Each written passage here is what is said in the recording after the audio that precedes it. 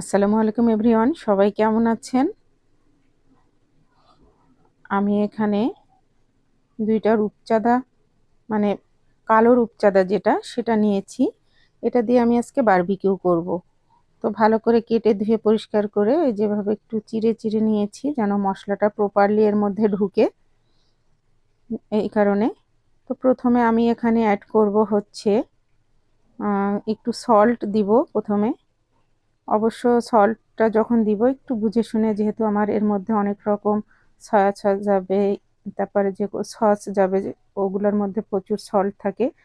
আর দিয়ে দিব lemon juice. এখানে প্রায় 2 টেবিল স্পুনের মতো লেমন জুস অ্যাড করব। এটা বাধ্যতামূলক, অবশ্যই লেমন জুসটা অ্যাড করতে হবে।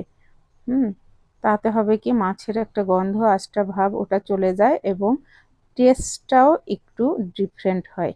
যে কারণে লেমন জুসটা অবশ্যই অ্যাড করার চেষ্টা করব আমরা। হ্যাঁ, তো এই তো ভালো করে মাখিয়ে এটাকে আমি 10 মিনিটের জন্য রেস্টে রেখে দিব।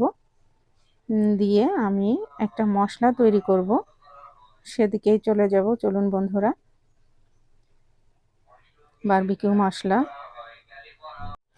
বারবিকিউ মশলাটা এখন রেডি করে নিব। প্রথমে একটা পাত্র নিলাম, এর মধ্যে আমি প্রথমে 1 teaspoon garlic paste, 1 teaspoon ginger paste, 1 teaspoon onion paste,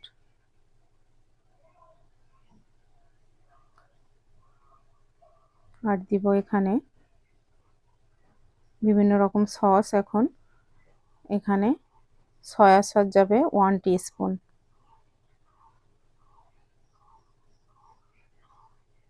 সসে কিন্তু প্রচুর লবণ থাকে, তো বি কেয়ারফুল, লবণটা বেশি দেওয়া যাবে না। আর এখানে বারবিকিউ সস দিয়ে দিলাম 1 টিস্পুন, 1 টিস্পুন, 2 টিস্পুন।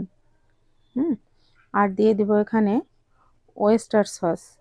ওয়েস্টার সসটা দিয়ে দিব আমি হাফ টিস্পুন, ওয়েস্টার সস দিয়ে দিলাম। আর অ্যাড করব এখানে আমি এখন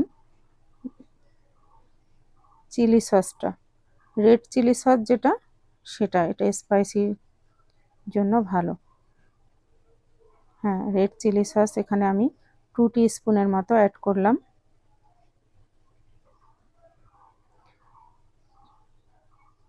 স্পাইসির জন্য এখন আমি এখানে লাল মরিচের গুঁড়া দিয়ে দিব। আর এখানে বারবিকিউ সস 2 টিস্পুন দিয়ে দিলাম। আর হচ্ছে দিয়ে দিব এখানে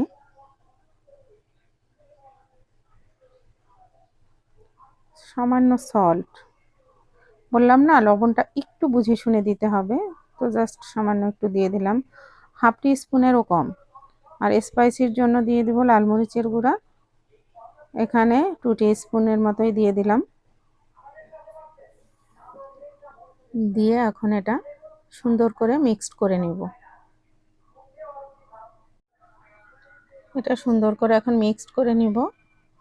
মিক্সড করে এর মধ্যে একটু এখন অয়েল দিয়ে এটা প্রপারলি মিক্সড করে নিব। এখন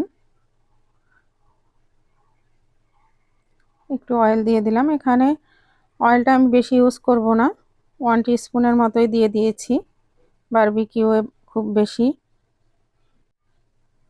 বেশি একটা অয়েল লাগে না। যত তেলটা কম খাওয়া যায় ততই স্বাস্থ্যের পক্ষে ভালো। তো এতটুকু তেলের উপরেই কিন্তু আমার বারবিকিউটা হয়ে যাবে। এখন আমি যেটা করব, এই যে আমি মাছটা এবার সুন্দর করে মাছটায় মশলাটা মাখিয়ে নিব। অবশ্যই হাত দিয়ে মাখাবো সুন্দর করে, হাতের উপরে কোনো অস্ত্র নাই। হাত দিয়ে সুন্দর করে কচলে কচলে মাখিয়ে নিতে হবে। এই যে চিড়ে চিড়ে রেখেছি, এর মধ্যে আঙুল ঢুকিয়ে ঢুকিয়ে মশলা দিয়ে সুন্দর করে মাখিয়ে নিতে হবে। এটা আমি এপিট উপিট করে ভালো করে মাছের ভিতরেও মাখিয়ে নিয়েছি। নিয়ে দেখুন প্রপারলি অলমোস্ট ডান আমার মশলাটা মাখানো। এখন এটা আমার 1 ঘন্টার জন্য ম্যারিনেশনে রাখবো আমি। অবশ্যই এটা ম্যারিনেট করতে হবে, তাহলে হবে কি, ভিতরে মশলাটা ভালোভাবে প্রপারলি ঢুকবে, তাতে বারবিকিউটা খেতে টেস্ট হবে। চাইলে 2-3 ঘন্টাও রাখতে পারেন আপনারা, বেশি সময় রাখলে অবশ্যই চিলারে রাখতে হবে। হ্যাঁ, তো এই যে বন্ধুরা দেখুন আমার বারবিকিউ হচ্ছে। আমি অবশ্য ইন্ডাকশানে দিয়েছিলাম বারবিকিউটা।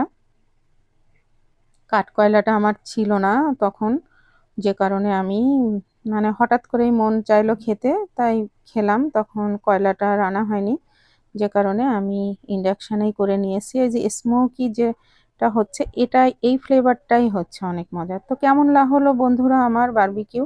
আমার ছবিটা নেওয়া হয়নি অবশ্যই জানাবেন। আল্লাহ হাফেজ।